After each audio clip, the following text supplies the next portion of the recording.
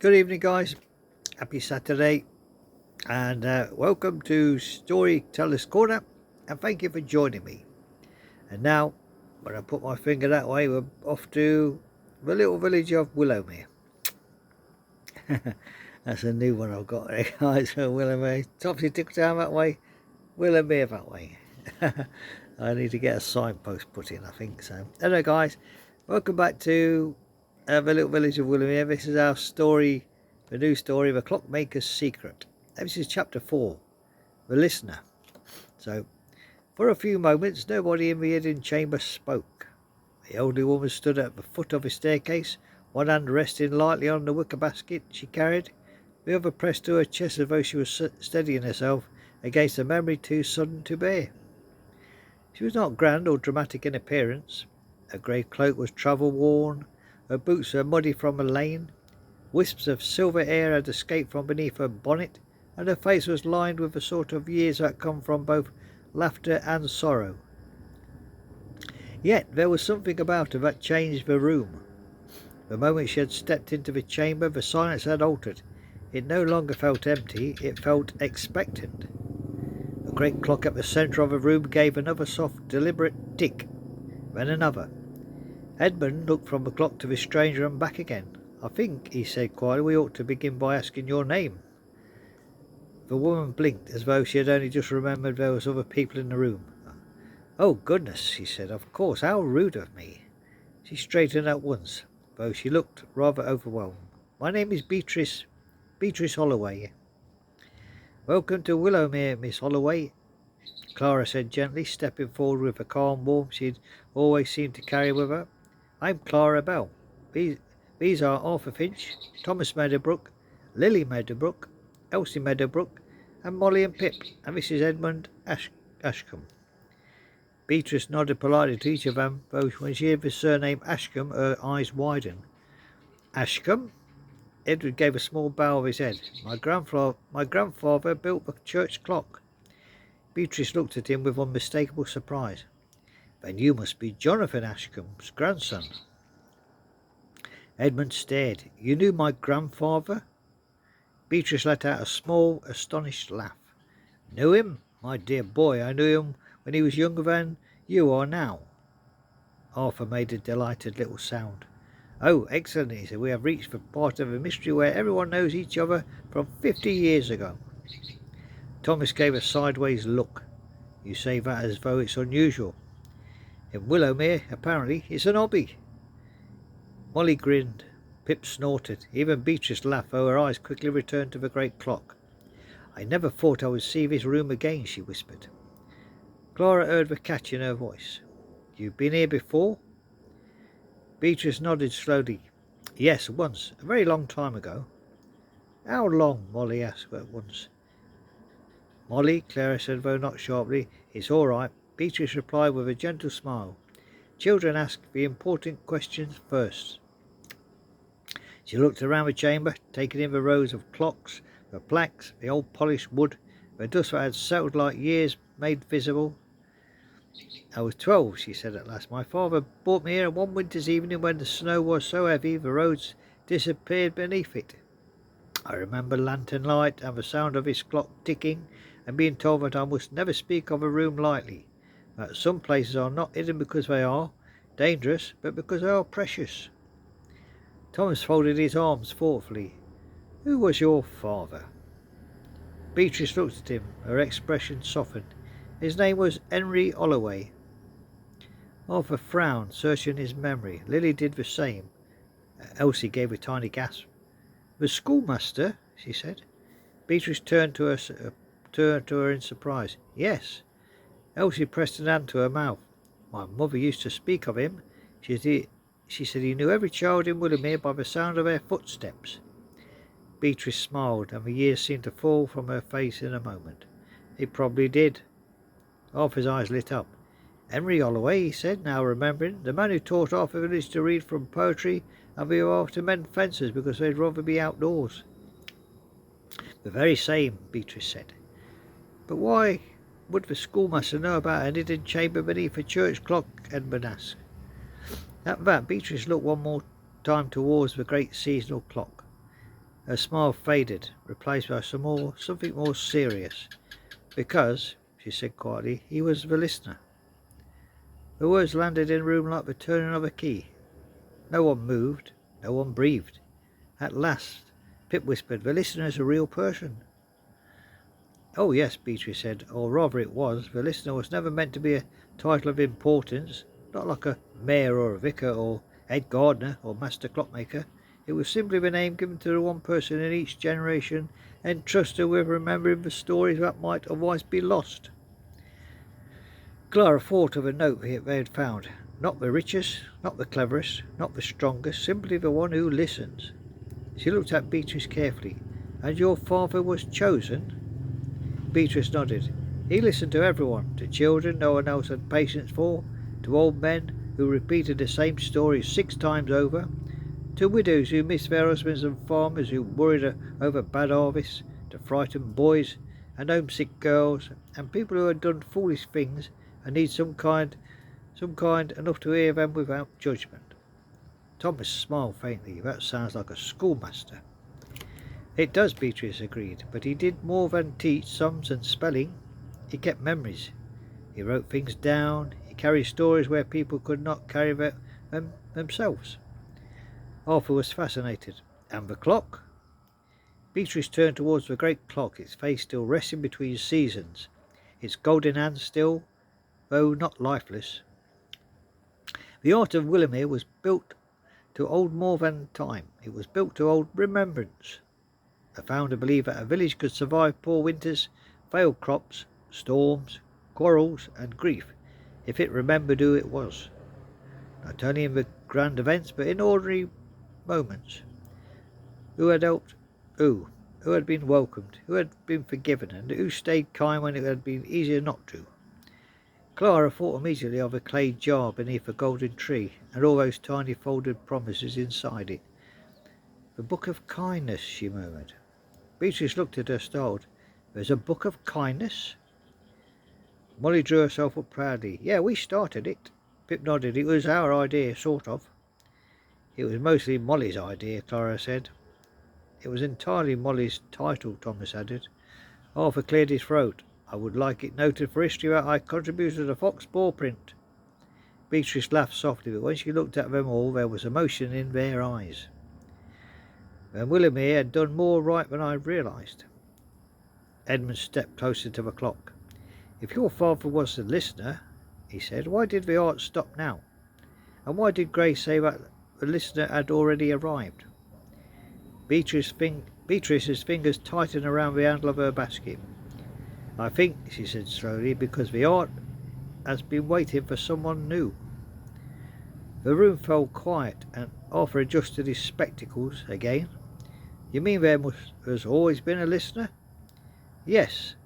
And when one passes on, the villager must choose another, Beatrice said, or the art begins to fade. Thomas frowned, but no one chose a new one. Beatrice shook her head sadly. My father died suddenly. I was already gone by then. Gone where? Lily asked gently.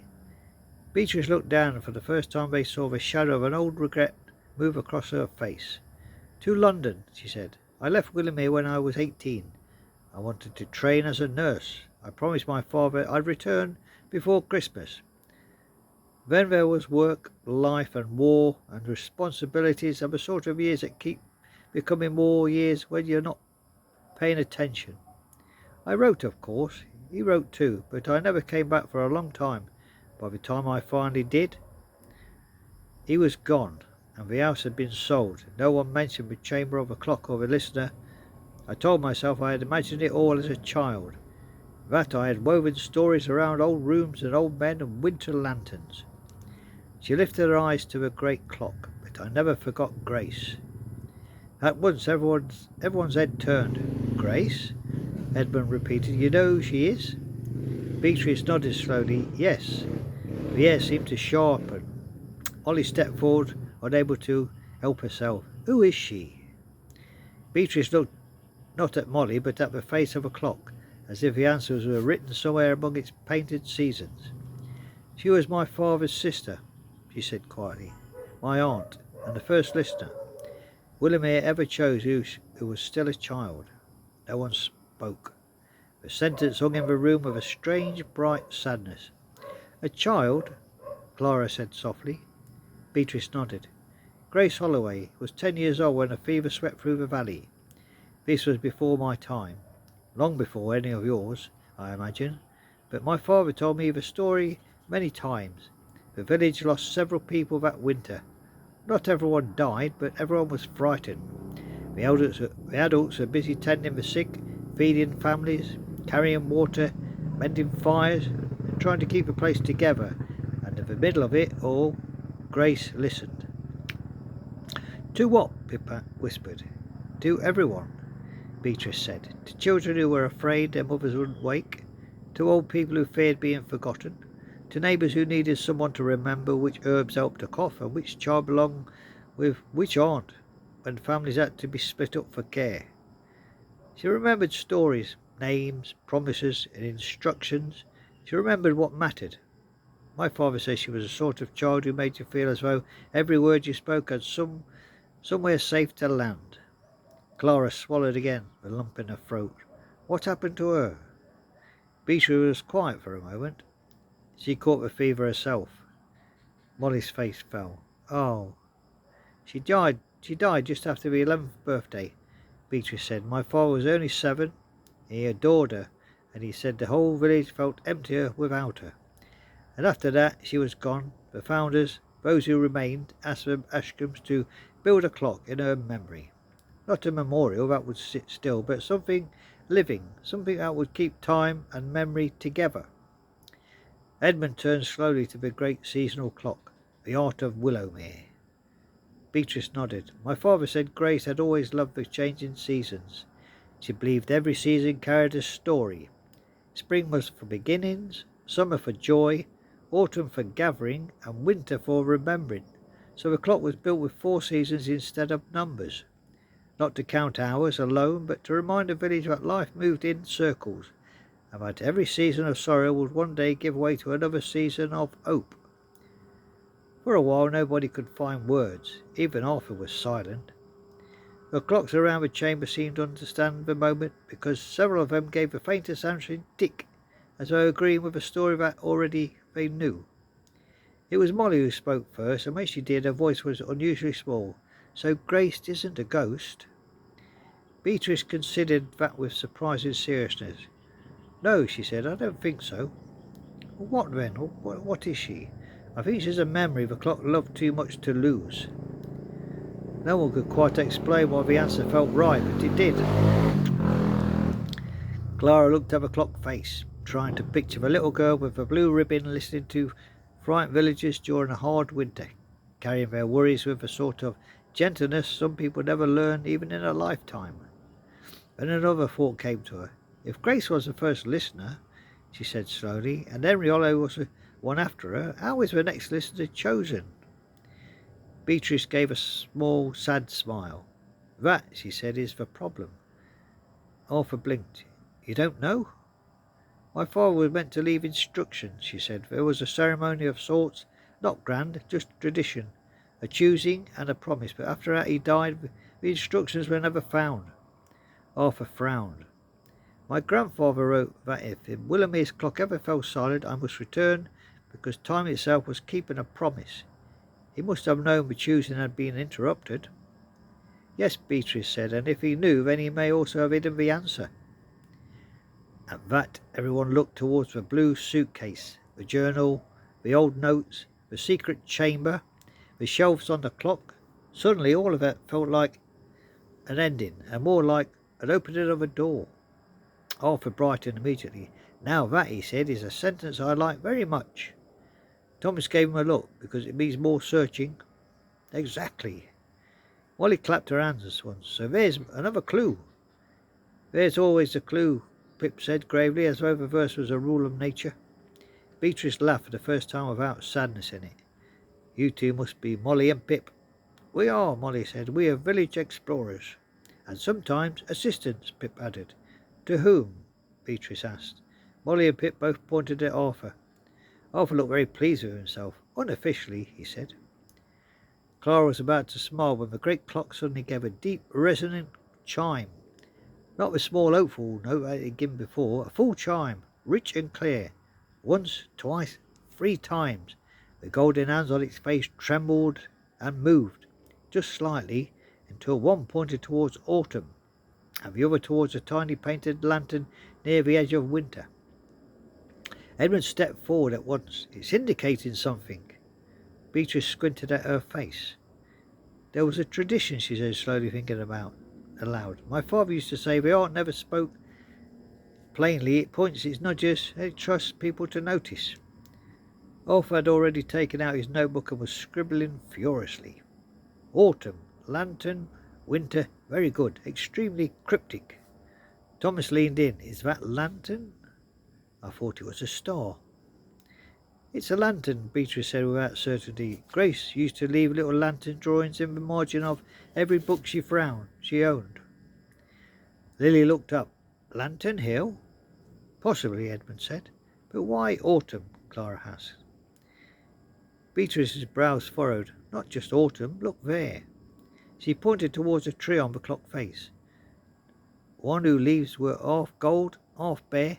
Beneath it, almost too small to notice, was a tiny carved bench. Thomas drew a breath. "The memorial bench." "What memorial bench?" Molly asked.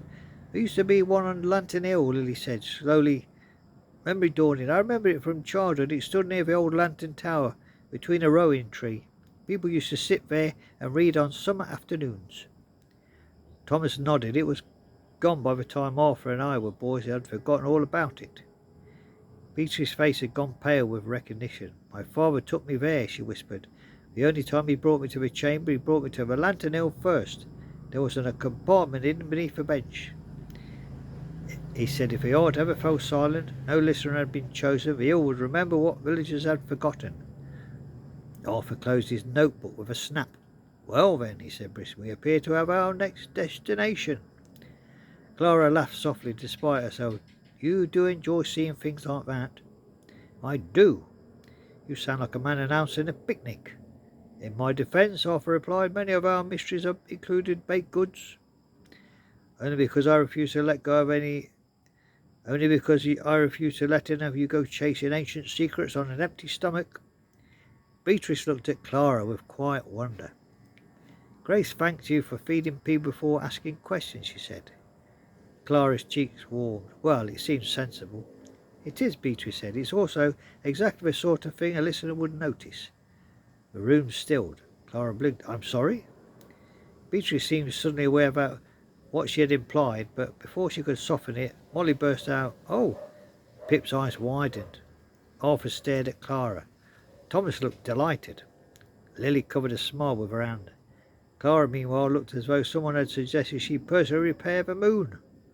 "Oh, no," she said at once. No, I don't think. Surely that's not." "Now, hold on," Arthur said, though his expression was thoughtful rather than teasing. "No one is deciding anything. It's a secret room full of clocks." "Exactly," Clara said, grateful. "However," Arthur added, "it is interesting. It's an interesting observation." Clara gave him a look he pretended not to notice. Beatrice lifted both hands in apology. "Oh, I didn't mean to rush ahead. Only the heart thanked each of you for what you are. And the listener is the one who listens to the ordinary needs of a village, to hunger, loneliness, grief, small joys, worries no one else notices. When feeding people before questioning them, it's not such a small thing." Clara did not know what to say. Fortunately for her, the clock chose that moment to interrupt again. A tiny panel at its base sprang open with a neat click. Everybody jumped. Arthur naturally was thrilled. Inside the panel lay a narrow strip of folded parchment, tied with, of course, a faded blue ribbon. Edmund crouched and picked it up carefully, untied the ribbon and unfolded the note. The handwriting was old but firm. This time the message was brief. "When leaves begin to fall, go where Grace listened last. Bring the one who needs, bring the one who feeds, the one who mends, and the one who remembers names. Only then may be choosing begin." No one spoke for several seconds. Then Molly pointed counting on her fingers. The one who feeds is Clara. Arthur straightened. The man who mends obviously is me. Thomas frowned. What about the one who remembers names? Everyone looked at Beatrice. She blinked in surprise. Me? Clara tilted her head. Your father was the listener. You remember Grace, Henry and Jonathan. The old traditions and half the village history we didn't know. Beatrice looked genuinely taken aback. I suppose I do remember names.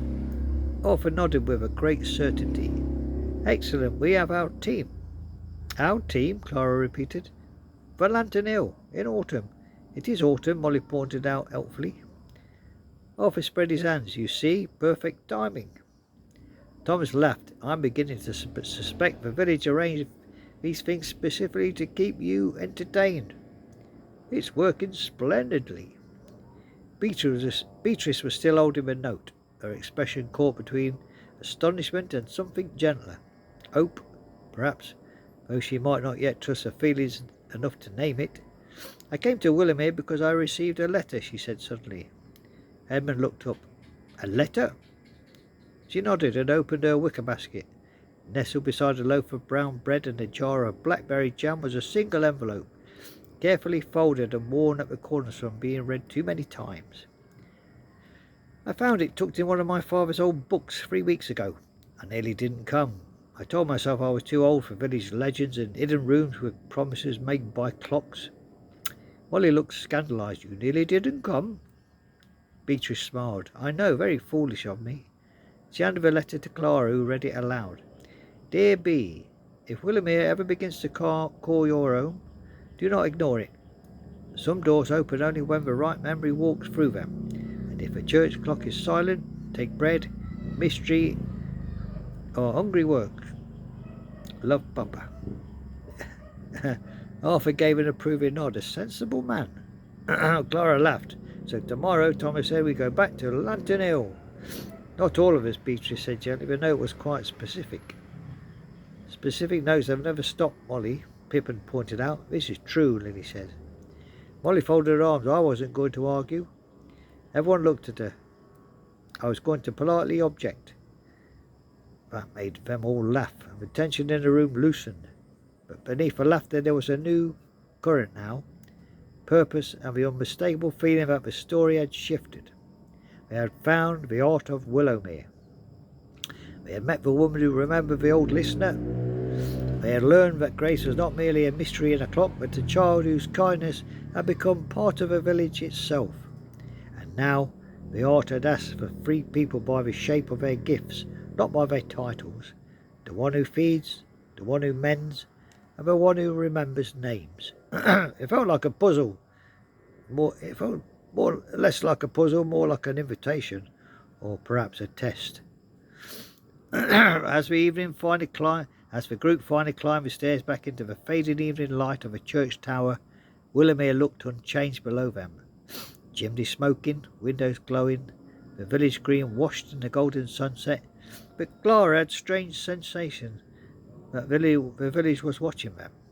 Not in a frightened way, more as if it had been waiting for a very long time for the exact moment and was relieved at last they had arrived. When they stepped out into the churchyard, the frozen clock above them moved once more, just 1 minute, from 3:01 to 3:02. Edmund looked up and smiled faintly. It has given us time, he said. Arthur tucked his notebook under his arm. Then we'd better use it well. And they made their way back towards the square. None of them noticed the smallest movement in the church window high above.